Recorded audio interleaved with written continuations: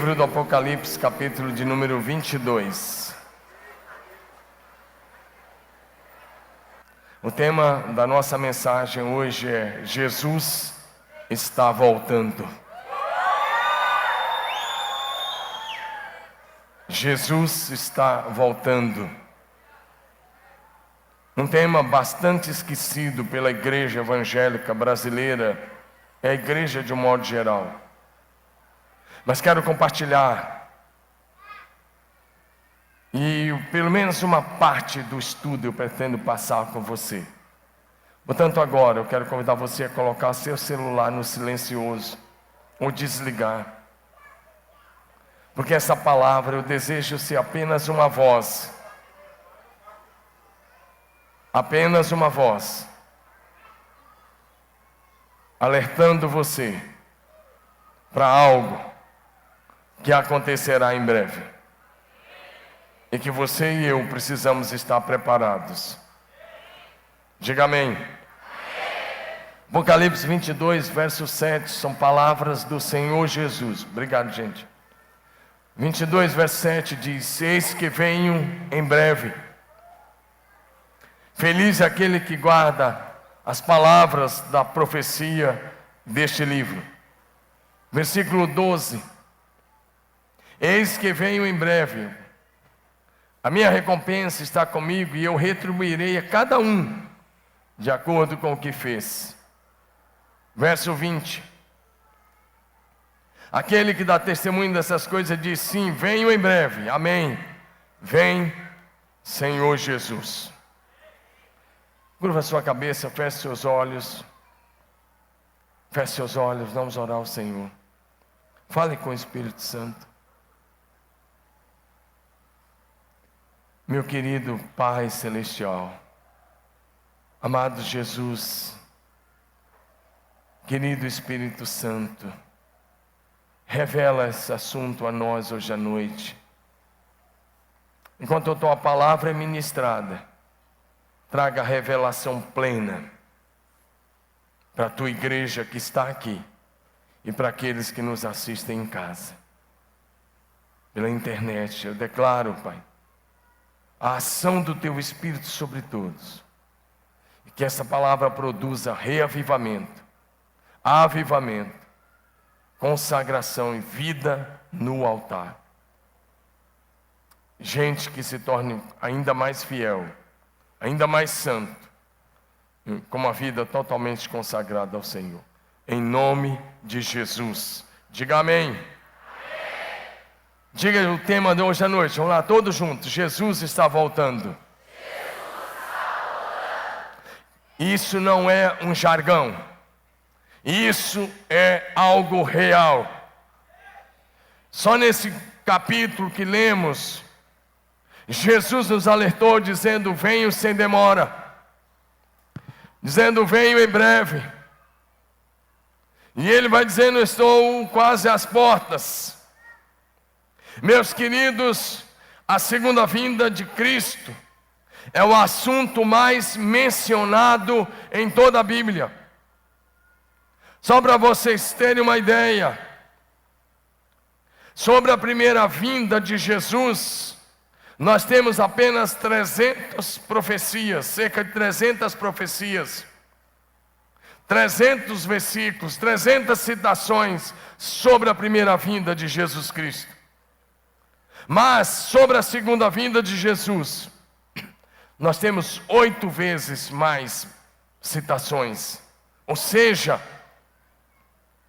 são 2.400 versículos. 2.400 versículos que falam diretamente da segunda vinda de Cristo. Diga 2.400 textos. Por que a Bíblia fala tanto de um assunto?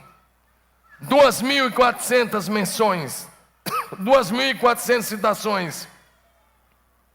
Porque o Senhor não quer que você tenha dúvida de que assim como Jesus Cristo veio, Ele voltará em breve. E pode ser ainda na nossa geração, pode acontecer nos nossos dias.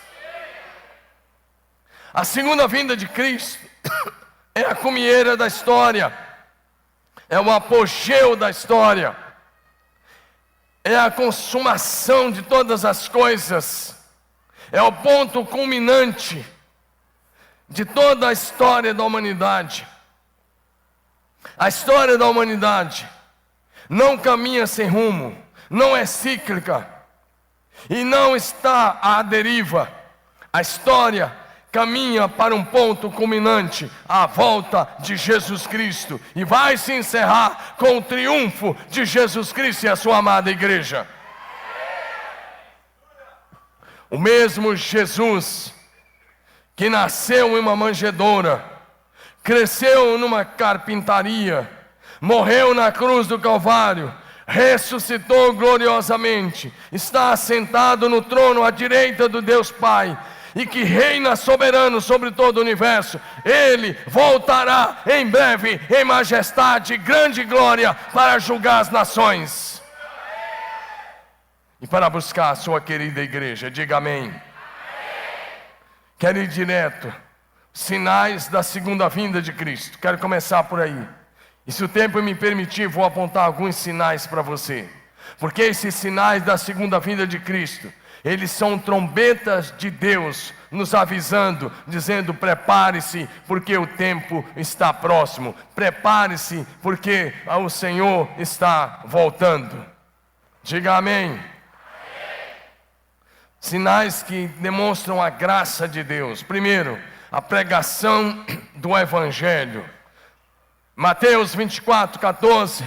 E aí eu quero me referir a partir de agora, quero pontuar com você a partir de agora o sermão profético de Jesus. O que é uma profecia e o que é um sermão profético de Jesus? O sermão profético é como se Jesus descortinasse o final da história, o final dos tempos, e ele puxasse a cortina, e nós chamamos isso de flashes da eternidade, e ele dissesse para mim e para você: olha, vai ser assim. Amém, amados? Então Jesus, para nos preparar, ele pregou um grande sermão chamado de sermão profético, registrado nos capítulos 24 e 25 do Evangelho de Mateus, e também mencionado pelo evangelista Lucas no capítulo 21. Mas em Mateus ele está mais completo, e você pode ler esse grande sermão do Senhor Jesus, chamado sermão profético, porque Jesus está falando do tempo do fim. Tudo começa quando os discípulos se aproximam de Jesus e perguntam-lhe: Senhor, que sinal haverá da tua vinda e do fim dos tempos? Então Jesus falou algumas coisas nesse capítulo sobre a destruição de Jerusalém, sobre a destruição do templo em Jerusalém, e em seguida ele apontou tudo para a sua volta, para a sua segunda vinda. E é isso que eu quero mostrar para vocês. Primeiro, então, alguns sinais que revelam e manifestam a graça de Deus. Mateus 24:14 fala de um sinal que é a pregação do Evangelho. Mateus 24:14 diz: esse Evangelho do reino será pregado em todo o mundo, em testemunho a todas as nações, então virá o fim. Alguns desavisados interpretam isso erroneamente, dizendo que o Evangelho será pregado para todas as pessoas. Isso não está escrito na Bíblia. O que está escrito é que o Evangelho seria pregado em todas as nações. Então eu quero te dizer que essa profecia já se cumpriu, já está se cumprindo. Em todas as nações nós temos pastores, igrejas e missionários pregando a palavra. Até nos países mais fechados do mundo, lá está a pregação do Evangelho. Jesus morreu para salvar aqueles que procedem de toda tribo, raça, língua, etnia, povo e nação. Apocalipse capítulo 5, versículo 9, nos mostra um quadro de Jesus sendo exaltado no céu, e a exaltação é a seguinte: eles entoavam um cântico dizendo: digno és de tomar o livro e abrir os seus selos, porque foste morto e com o teu sangue compraste para Deus os que procedem de toda tribo, língua, povo e nação. Diga amém. Amém. Ele já viu você lá. Amém, amados? A evangelização das nações, então, é um sinal que precede a segunda vinda de Jesus Cristo. A Bíblia toda já foi traduzida para todas as línguas das nações. A Bíblia, e parte dela já foi traduzida para milhares de línguas e dialetos. Milhões de Bíblias são distribuídas todos os anos. Programas radiofônicos cobrem cada metro quadrado da terra. Hoje, rádios como a Transmundial, que fica em Equador, Quito, e a outra rádio que fica nas Antilhas holandesas, só essas duas já cobrem cada metro quadrado da terra, pregando o evangelho nas línguas nativas. Missionários têm sido enviados por todas as nações, e assim nós podemos apressar a vinda do dia de Jesus Cristo. Diga amém. Eu preciso passar rápido, por isso que eu estou para poder pregar alguma coisa para você. Agora, sinais que indicam oposição a Deus. Oposição. Jesus falou de alguns sinais que indicam oposição a Deus. A primeira coisa que ele mencionou foi a tribulação. Em Mateus capítulo 24, versículo 9, ele diz: então sereis atribulados, e vos matarão, e sereis odiados de todas as nações por causa do meu nome. O Brasil ainda é um país pacífico, graças a Deus, e a igreja brasileira não sabe o que é perseguição evangélica, mas em muitos outros países da Ásia, do Oriente Médio e até da América, existe perseguição evangélica. Países que hoje, países de linha comunista, países islâmicos, eles perseguem e matam os cristãos. Pastores, irmãos nossos, na China, por exemplo, há muitos pastores condenados à prisão perpétua. E qual é o crime, pastor? Nenhum, simplesmente a pregação do evangelho. Pastores, amigos, pastores e verdadeiros, homens de Deus, muitos deles estão algemados há mais de 20 anos. A pele já cresceu por cima das algemas, porque eles não ficam apenas presos, mas presos e algemados por causa da pregação do evangelho de Jesus. A China, que aí é a segunda economia do mundo, é assim que ela trata a igreja verdadeira. Porque Mateus capítulo 24, verso 21 diz: porque nesse tempo haverá grande tribulação, como desde o princípio do mundo até agora não tem havido e nem jamais haverá. Jesus fala de uma grande tribulação que virá nesse tempo do fim, esse tempo que antecede a sua vinda. E ele fala de um tempo difícil, ou seja, a segunda vinda de Cristo será precedida de um tempo de muita angústia, perseguição e dor. Esse tempo será abreviado por causa de você, por causa do seu filho, por causa do seu discípulo. Olha o que Jesus diz em Mateus 24, 22. Ele diz que ele precisa abreviar esses dias por causa da igreja. Não tivesse aqueles dias sido abreviados, ninguém seria salvo, mas por causa dos escolhidos, ele diz, ele vai colocar o fim na tribulação, por causa do povo de Deus. E esse fim acontecerá com a volta de Jesus Cristo. A perseguição da igreja tem estado presente em toda a história, desde o início. Lá em Israel, os discípulos começaram a ser perseguidos. O apóstolo Paulo, que se tornou um grande apóstolo, antes ele era um perseguidor. Os judeus perseguiram Jesus, os judeus perseguiram a igreja, os judaizantes. E depois continua. Por exemplo, um rapaz chamado Nero, que subiu ao trono em Roma aos 17 anos de idade. E ele era tão mau, tão maligno, que ele matou a própria mãe, matou a família toda. E 10 anos depois que ele estava no poder, aos 27 anos de idade, o Nero mandou tocar fogo na cidade de Roma. E dos 14 bairros principais da cidade de Roma, 10 bairros queimaram. E os 4 bairros que não queimaram eram bairros cristãos e judeus.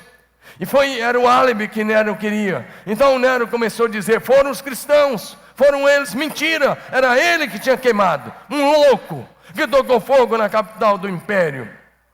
E aí os historiadores dizem que nos arredores de Roma faltaram árvores por causa da quantidade de crucificação de irmãos nossos que derramaram o seu sangue pela fé que abraçaram em Jesus Cristo. Amém? Então desde lá, Vespasiano foi outro imperador implacável. O Vespasiano construiu o Coliseu. Eu já estive em Roma 3 vezes, por causa de algumas viagens para Israel. Mas quando a gente chega no Coliseu, todo mundo pega as máquinas e começa a fotografar e fala: Coliseu, que coisa linda, que estrutura que está lá, que bonito. Querido, aquilo lá, quando você pisar no Coliseu, você tinha que tremer, porque lá está um dos maiores banhos de sangue. Lá está um lugar onde mais sangue de cristão por metro quadrado foi derramado. O Coliseu foi inaugurado por Vespasiano, e ele fez uma festa de 100 dias de inauguração, e ele matou no mínimo 100 cristãos por dia lá no Coliseu. 100 dias e matou 10 mil. 10 mil irmãos nossos foram mortos só no Coliseu, derramaram o seu sangue ali. Ou seja, a perseguição é algo que vem acontecendo desde lá. Os judaizantes, como eu disse, os romanos, os governos totalitários, os nazistas, o comunismo, o islamismo, as religiões extremistas. No século 20, tivemos um dos maiores números de mártires da história da igreja. Um dos maiores números. A grande tribulação que Jesus falou descreve também um período de apostasia, da manifestação do homem da iniquidade, e um pouco de tempo do governo de Satanás sobre a terra. Sim, querido, Satanás vai se manifestar nesse período de apostasia. Esse será um tempo de angústia, diz o Senhor Jesus, como nunca houve. Mais uma vez, Mateus 24, 21. Porque nesse tempo haverá grande tribulação, como desde o princípio do mundo nunca houve e jamais haverá. 2 Tessalonicenses capítulo 2, verso 3. Paulo escreve dizendo: ninguém de modo nenhum vos engane, porque isso não acontecerá sem que primeiro venha a apostasia e seja revelado o homem do pecado, o filho da perdição, o filho da iniquidade. Quem é esse? É o anticristo, aquele que se levanta contra tudo que é de Deus e contra tudo que é Deus. É uma espécie de encarnação de Satanás, e ele já está por aí. Em algum lugar o diabo sempre tem um desses homens prontos para se manifestar. Aí Jesus fala da apostasia, Mateus capítulo 24, verso 5. O que é a apostasia? É você abrir mão daquilo que você é, daquilo que você tem. É você romper com Deus, você romper com a fé. Mateus 24, verso de número 5. Jesus diz: porque virão muitos em meu nome, dizendo: eu sou o Cristo, e enganarão a muitos. Queridos, se você ouvir alguém falar que é o Cristo, é um falso Cristo, é uma mentira, é um apóstata, é um mentiroso, um enganador. Mateus 24, 24. Mateus 24, ele diz: porque surgirão falsos cristos e falsos profetas. Presta atenção nisso. Operando grandes sinais e prodígios para enganar, se possível, os eleitos. Eleitos é você que é salvo, é você que entregou sua vida a Jesus, é você que é fiel a Jesus. E um dos objetivos do anticristo, um dos objetivos dos falsos cristos, dos falsos profetas, é enganar o povo de Deus. Não vá atrás dessas coisas, porque quando Jesus voltar, vai ser bem diferente. Diga amém. O primeiro sinal que Jesus apontou, que antecede a sua segunda vinda, foi o surgimento de falsos cristos, falsos profetas, falsos cristãos, falsos pastores, falsos ministros, falsos irmãos, pregando e promovendo um falso evangelho nesses últimos dias. Ou seja, Cristo declarou que esses últimos dias são marcados por um falso cristianismo e um falso evangelho. Olha para mim, se você é daqueles que está indo atrás de muita gente que está aparecendo aí nos programas de TV, não são todos, mas boa parte deles são falsos profetas, são falsos pastores, são mentirosos, são enganadores, são pessoas que querem apenas o seu dinheiro, e você precisa ficar longe dessa turma.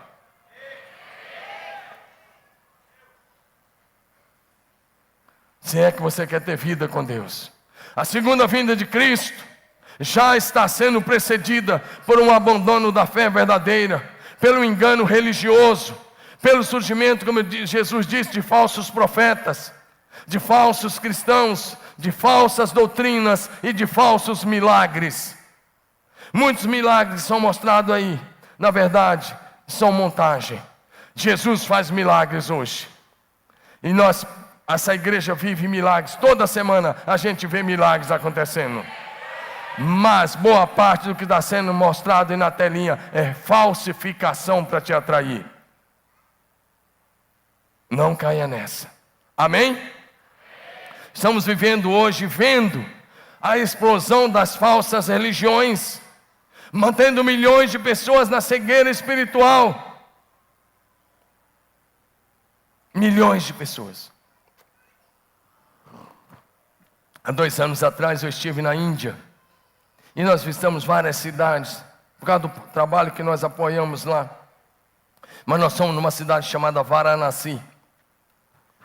Varanasi é uma cidade onde queimam os corpos dos mortos. Então, em vários lugares, nas margens do rio Ganges, ao invés de ter praia, tem lugar crematório. Mas não é um crematório chique. Os crematórios das margens do Ganges, na sua maioria, lá em Varanasi. Imagina uma olaria bem suja. Imagina assim milhares de toras de lenha. Tora de lenha de olaria, não sei se você já viu, que é uma lenha que não é limpa, com casca, aquela coisa. Agora imagina vaca passando no meio disso. Imagina cabra passando no meio disso. Imagina ruas da morte, onde as pessoas estão ali doentes, só esperando a morte chegar. E os familiares trazem os defuntos até do interior. Varanasi é uma grande cidade com milhões de habitantes, mas além dos que morrem lá, vêm de fora. Eles dizem que queimam lá uma média de 400 corpos por dia. 400 corpos nos crematórios. Sabe que não é crematório? Nós fomos ver isso em um dos dias, a Rosângela estava comigo. Então nós pegamos um barco e ficamos da água, vendo eles queimarem. E os corpos chegam. E eles lá não usam um caixão que nem no Brasil, em cima de uns bambus, algumas coisas, um pano, algumas flores, e ali está o corpo. E a vaca está disputando aquela flor, ela quer comer aquela flor, porque as vacas de lá dessas cidades, nascem e crescem na rua, são pior do que os porcos no Brasil. Elas comem papel e esse tipo de flor, essas coisas, a bagaço da laranja, do limão, essas coisas. Ela está ali para pegar a flor, a cabra também está ali para pegar, os sacerdotes estão descalços, aquela sujeira, ou com a sandalinha de nada, e depois aquele corpo é colocado sobre uma fogueira, e aí o fogo já está lá sendo aceso, e daqui um pouco aquele corpo explode, e vai queimando, como se estivesse queimando uma carne, e a fumaça sobe, a gente desce do barco e passa no meio, e a sua roupa fica daquele jeito que você está imaginando mesmo, e você fica com essa cara que alguns estão fazendo aqui na frente. E ainda meio-dia você está com aquilo impregnado no nariz. E depois de ver tantas coisas, a adoração deflagrada. Aí no outro dia você vê, ou no mesmo instante, paralelo, você vê as pessoas tomando banho, tomando água, naquela mesma água. E quando eles acabam de queimar, aquela cinza é empurrada para dentro do Ganges. Empurrada no rio. E as pessoas estão lá bebendo aquela água e tomando, porque o rio Ganges é um Deus, é o Deus principal, nasce aos pés da deusa principal. Então depois de ver tudo aquilo, eu comecei a pensar, se o inferno tem uma porta na terra, Varanasi é a porta do inferno. Só para dizer isso, as pessoas estão cegas. Desvios teológicos, Jesus falou sobre isso. Já vou te mostrar o texto.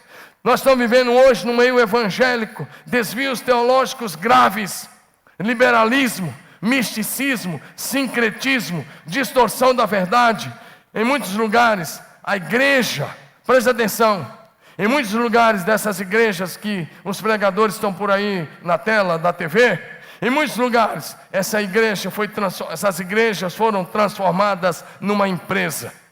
E o púlpito foi transformado num balcão de negócios. E o templo numa praça de barganha. Você dá tanto e leva tanto. E o evangelho foi transformado num produto de consumo e os crentes em apenas consumidores. Esse não é o evangelho de Jesus, esse é o falso evangelho. E essa é a falsa igreja. Já estamos vivendo por todos os lados do Brasil e do mundo.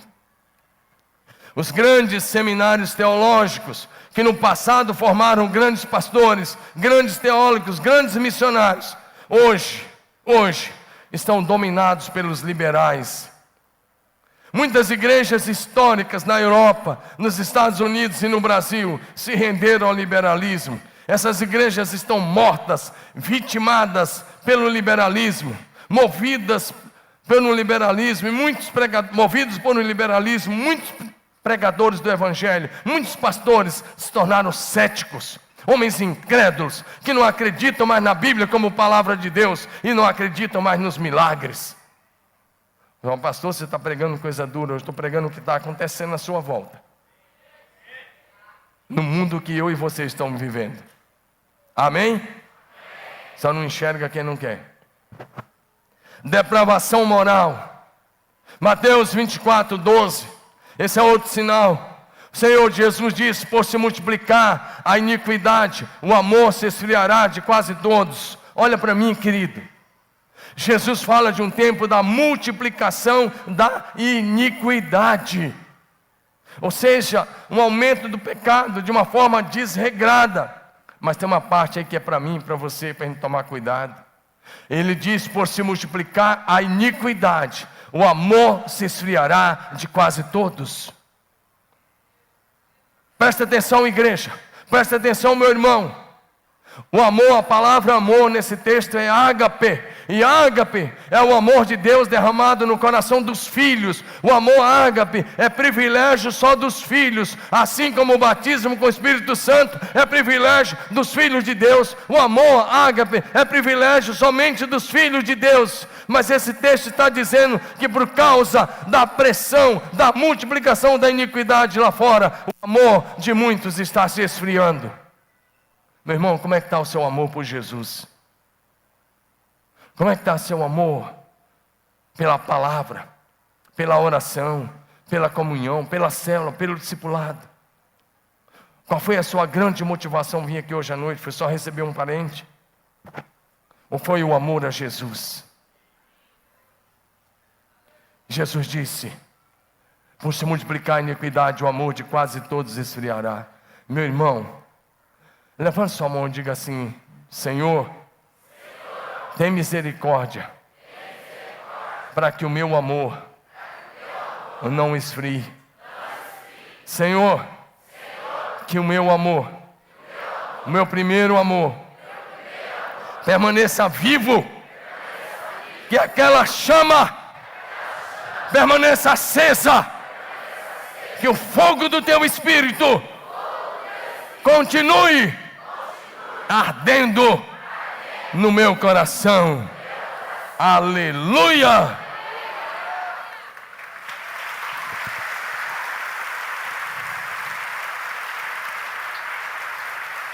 O Senhor Jesus nos alertou dizendo: olha, a iniquidade vai se multiplicar e o amor de muita gente vai esfriar.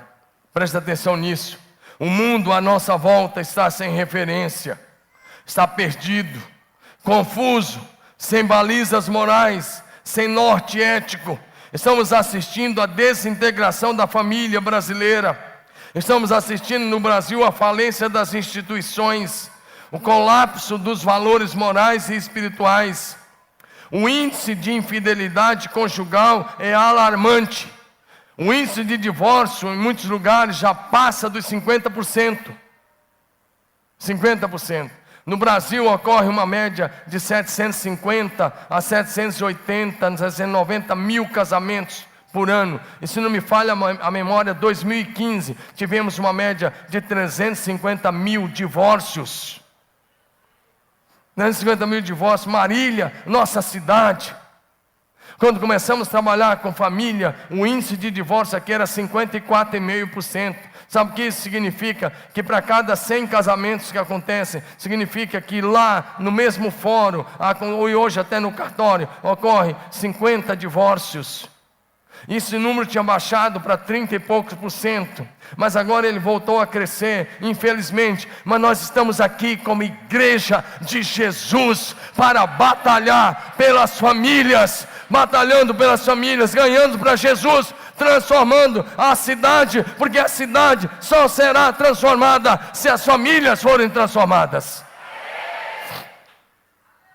A depravação da moral, ela pode ser vista em quase todos os lugares.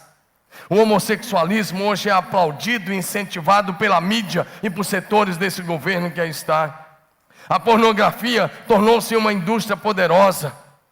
O narcotráfico afunda e destrói a juventude brasileira e mundial no atoleiro das drogas. A corrupção da moral está presente em quase todos os segmentos.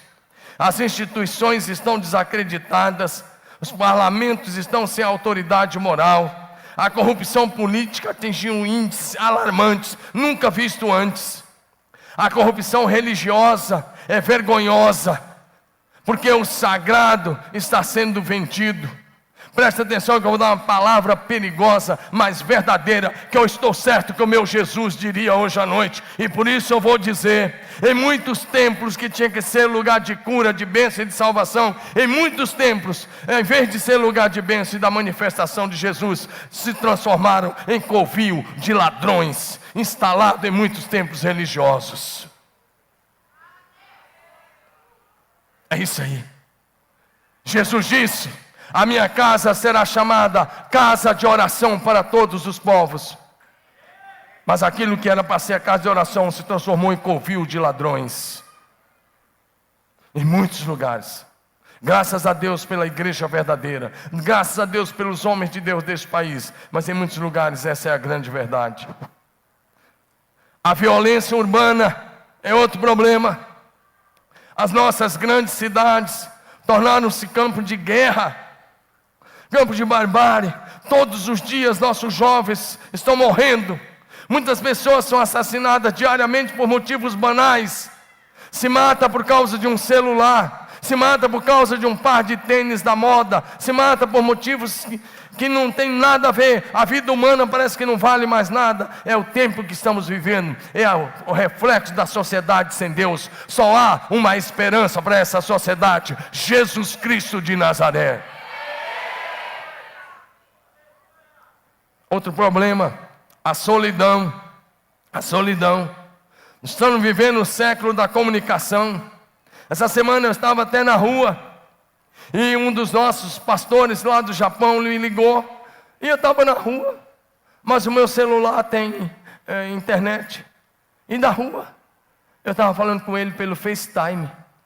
Se em 1990, 95... até o final dos anos 90, alguém falasse: olha, você vai falar com o cara lá no Japão, do outro lado do mundo, pelo FaceTime, com o seu aparelhinho, sem estar ligado a nenhum fio, nada. Você ia falar: conversa. Agora presta atenção, nessa era digital, da rapidez da comunicação, nessa era tecnológica, as pessoas estão morrendo em casa, na solidão. Sabe, olhando, sabe para onde? Pela janela virtual do mundo, a internet. Outra coisa, outro sinal que Jesus falou do anticristo. Mateus 24, 15, então, são tantos outros textos. Mas ele diz: quando pois virdes o abominável da desolação, de que falou o profeta Daniel no lugar santo. Ele diz: quando vocês viram a abominação do lugar santo, ele diz: essa é a manifestação do anticristo. O espírito do anticristo já está operando no mundo atual. Ele se opõe e se levanta contra tudo que é Deus. Ele vai se levantar para perseguir a igreja. Ele vai perseguir, ele vai prender, ele vai controlar e vai matar. Muitos evangélicos verdadeiros serão mortos e selarão seu testemunho com a própria vida, com o seu próprio sangue. O anticristo é um homem sem lei, uma espécie, como disse agora há pouco, de encarnação de Satanás, que vai agir na força e no poder de Satanás. Ele será levantado nesse tempo de apostasia, e ele governará com mão de ferro, e ele perseguirá cruelmente a igreja. No entanto, presta atenção, igreja, No entanto, quando o anticristo estiver achando que se está no auge do seu poder, Jesus Cristo virá em glória e o matará com a espada da sua boca.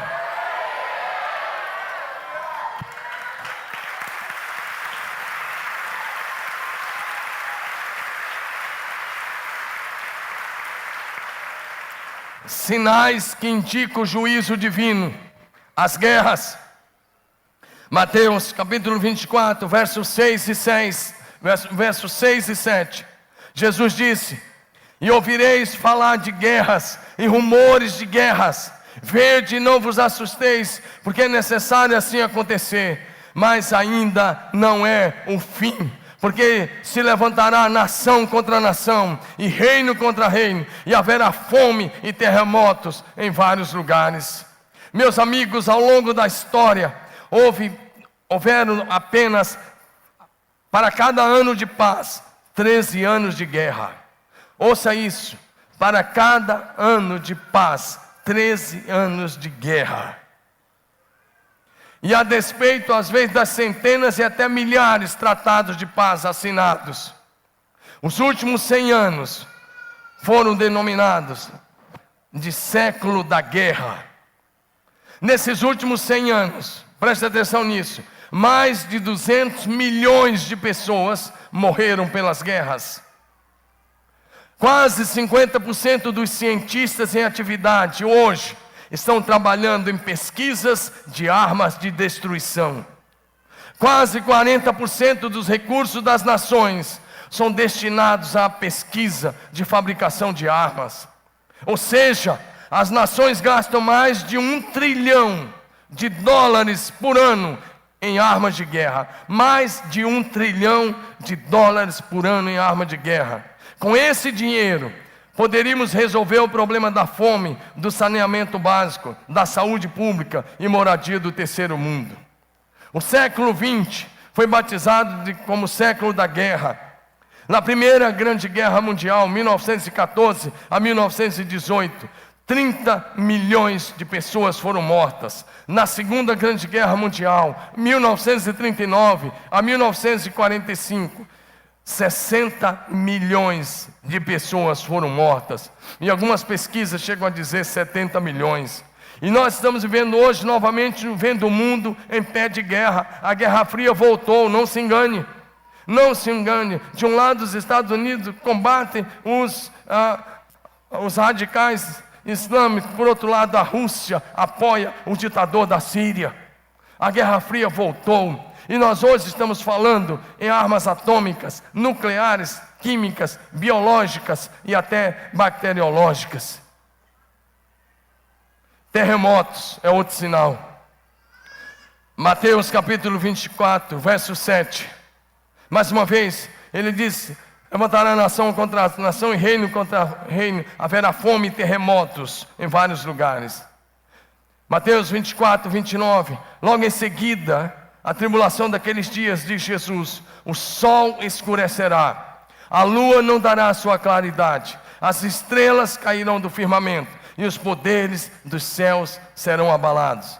De acordo com algumas pesquisas geológicas feitas nos Estados Unidos, temos a seguinte estatística: de 1890 a 1930, houveram apenas 8 grandes terremotos, com cerca de 6 pontos na escala Richter.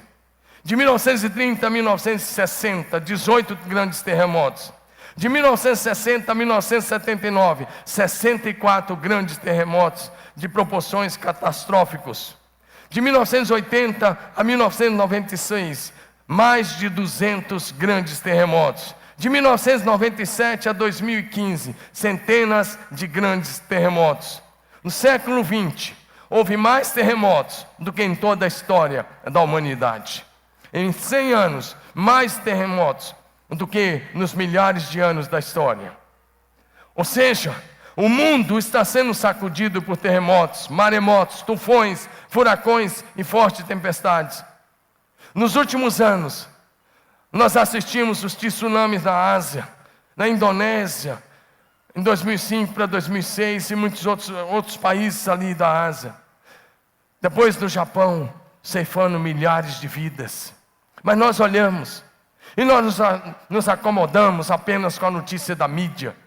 A mídia vem e diz para a gente a posição científica, dizendo, não, são as placas tectônicas que apenas se ajustaram, por isso aconteceu. Mas Jesus disse, isso é sinal que Ele está voltando. Fomes e epidemias. Mateus 24:7, ele fala sobre isso. Mas quero destacar, olha o que está em Lucas 21, verso 11. Evangelho de Lucas 21:11, ele diz, haverá grandes terremotos e epidemias e fome em vários lugares, coisas espantosas e também grandes sinais no céu. A fome, nós sabemos que é um subproduto das guerras. No entanto, a fome hoje mata mais do que as guerras.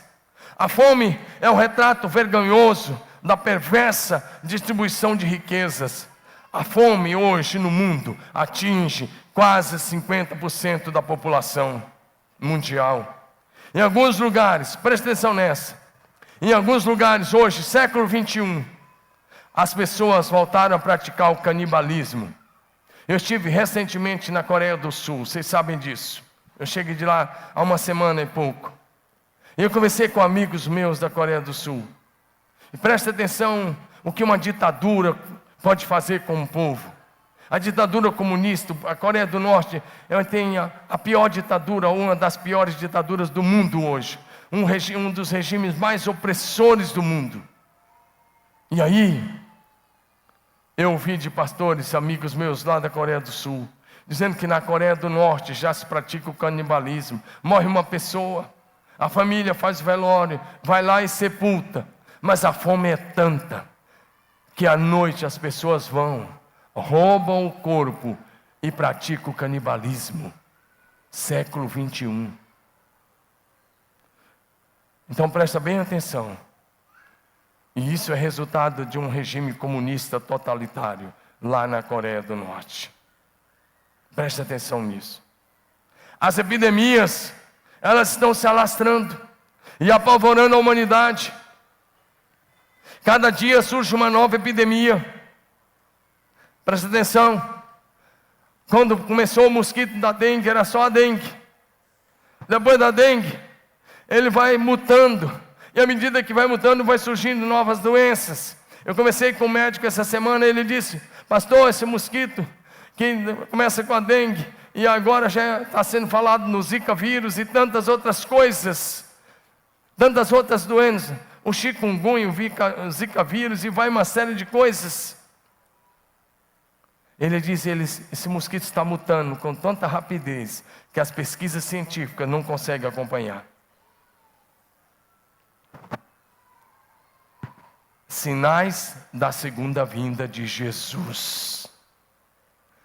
Sinais da segunda vinda de Jesus. Presta atenção. Nós estamos entrando numa espécie de funil da história. Porque o fim está chegando. Diga amém. Não fica com medo não. O problema é que você tem que decidir se a partir de hoje você vai viver para a terra ou para o céu. Você vai ter que decidir se você vai ficar com a cabeça enfiada nessa terra, ou se você vai erguer os olhos e vai viver como cidadão do céu.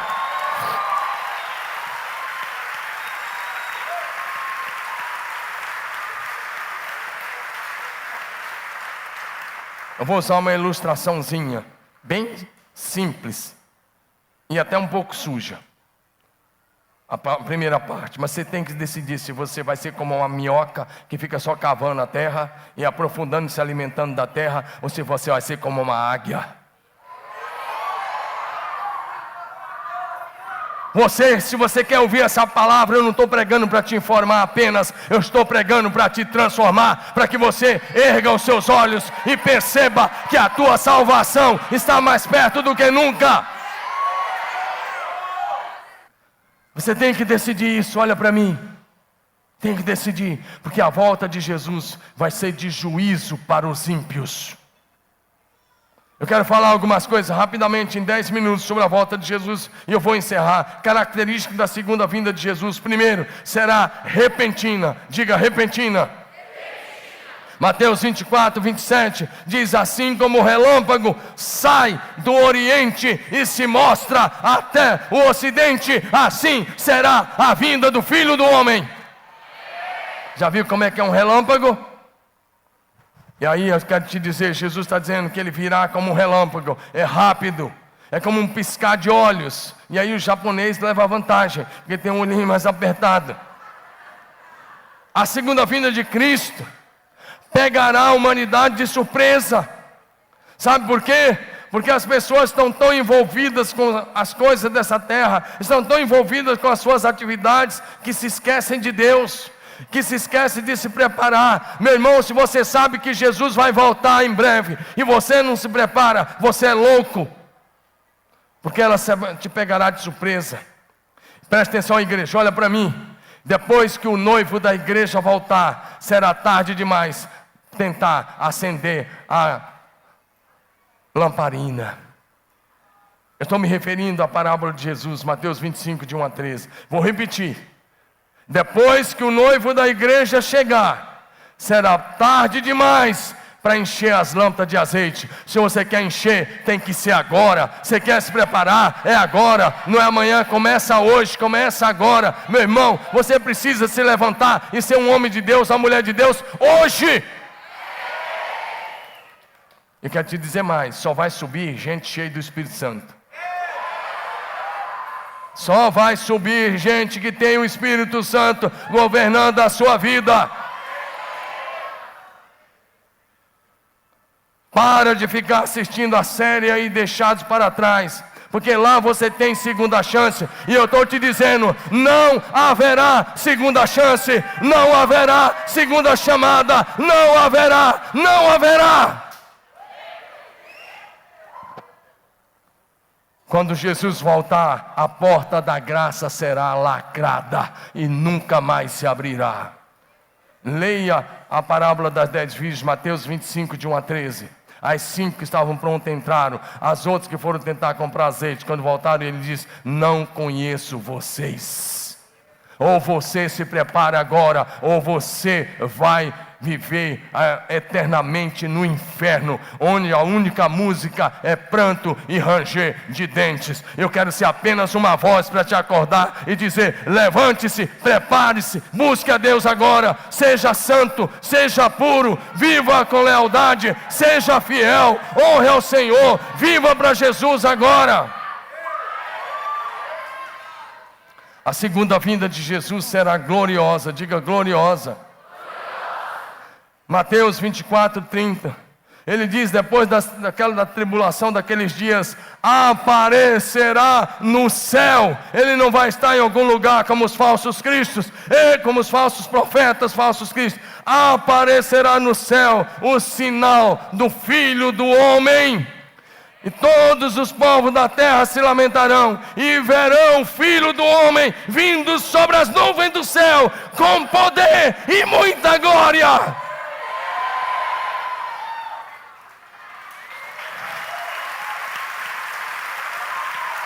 Presta atenção. A humanidade achava que Deus ia dar um espetáculo na primeira vinda de Jesus, e Deus não deu. Jesus nasceu numa cidadezinha pequena, Belém da Judéia. É uma cidade sem expressão. Mas eu quero te dizer, você quer o maior espetáculo da terra? Ainda está para acontecer. Vai ser a segunda vinda de Jesus, porque Ele vai rasgar o céu do oriente ao ocidente.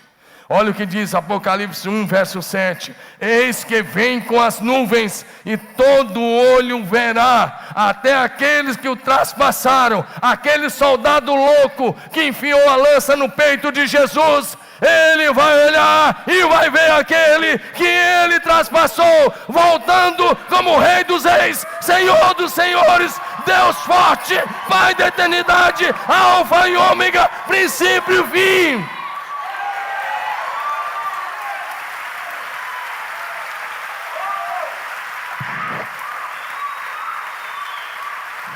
E quando Jesus retornar, os poderosos dessa terra, Há aqueles que acham que não precisam de Jesus, aqueles que brincam de igreja, eles vão correr para se esconder, vão tentar entrar nas cavernas, vão tentar se jogar, vão tentar se suicidar. A Bíblia diz: a morte fugirá deles, porque eles vão ter que encarar o Jesus glorificado, vão ter que encarar o tribunal de Cristo.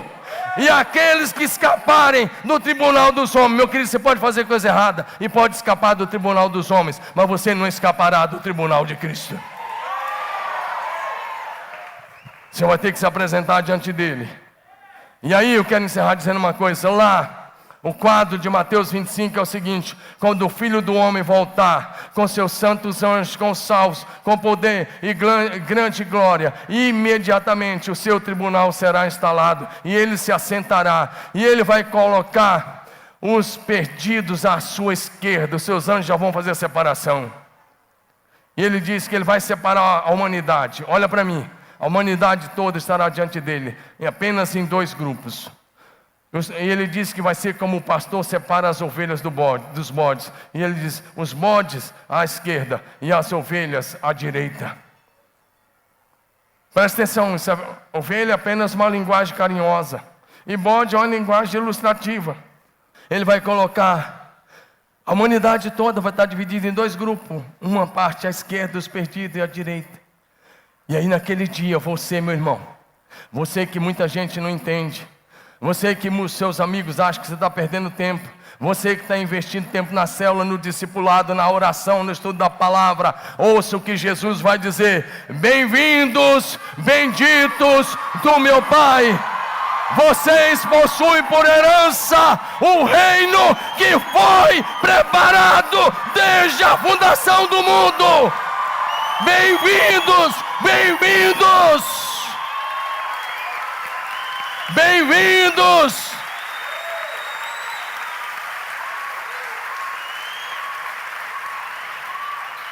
Mas se você estiver do lado esquerdo, eu preciso te alertar, você ouvirá: apartai-vos de mim, malditos, para o fogo eterno, preparado para o diabo e seus anjos.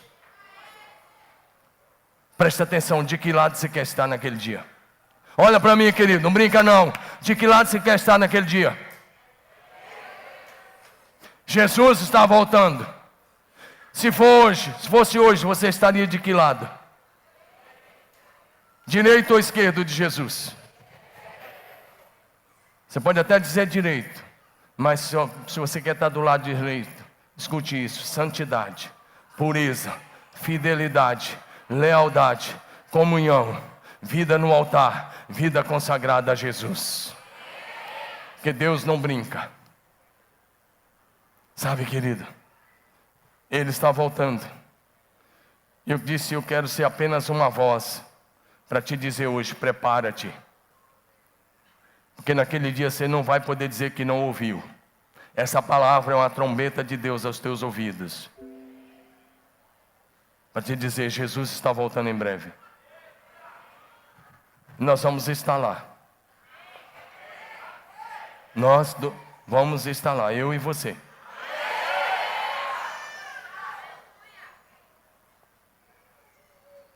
Quer um conselho? Não deixe o seu primeiro amor esfriar. Se apaixone por Jesus. Viva para Ele. Porque o Rei dos Reis em breve voltará.